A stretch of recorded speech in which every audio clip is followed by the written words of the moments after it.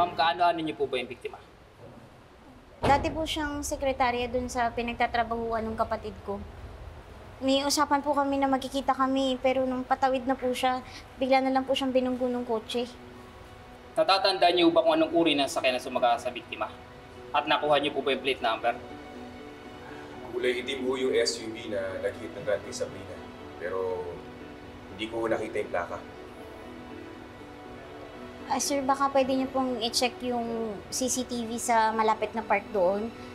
Baka sakali pong may makuha tayong clues na makakapag-identify dun sa suspect. Nag-reach out na po kami sa security office ng park para mag-request ng CCTV recording. But unfortunately, sira daw po yung CCTV camera na nakatutok na sa aksidente na pinangyarihan. Wala ho bang testigo? Baka may ibang naka-witness sa aksidente bukod sa amin. Sir, ongoing po ang paghahanap namin ng ibang testigo para makatulong sa investigasyon. But as of the moment, wala pang ibang witness na nagkakang forward.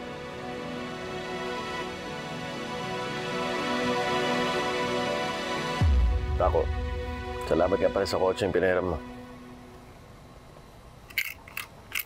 Ikaw pa, boss. Malakas ka sa amin eh.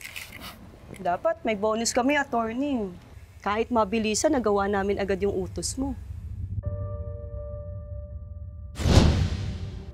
Ano, boss?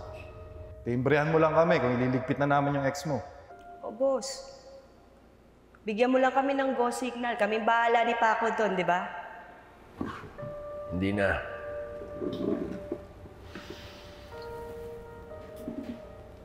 Masyadong personal yung pangtatraidor na ginawa ni Sabrina sa akin. Gusto kong sa sarili kong mga kamay mismo siya magdusa at mamatay. Yun lang ang paraan para mawala tong galit na nararamdaman mo na yan eh. Kaya walang dapat ibang gumalaw sa kanya kundi ako lang. Ako ang magtutumba sa kanya. Pero paano nyo gagawin yun, boss? Kaya niyo ba akong ikuha ng sasakyan? Untraceable, walang plate number. Madali lang yan, attorney. May contact ako sa talyer na nagpapahiram ng mga unmarked na kotse. Pero syempre dapat tama ang halaga. Parintesado, hindi yun magsusumbong sa mga pulis. God. Paco, gusto ko sirain mo lahat ng CCTV na nasa area ng park. Wala dapat video na makunan sa gagawin ko kay Sabrina. Titirahin ko mamayang gabi ang boss.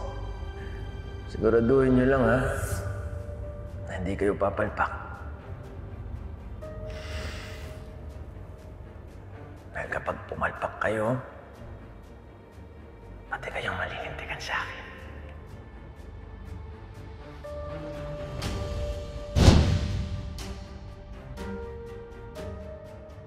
Ibang klase ka palang magalit, attorney, no? Hindi ko akalain na kaya mong gawin yun. Yun ang problema sa mga tao. Porket lumpo ako, masyado nilang minamalit ang mga kaya kong gawin. Kaya malas na lang talaga ang taong kakalaban sa akin. Dahil kayang-kaya ko silang itumba. Kagaya ng traitor na Sabrinang yun.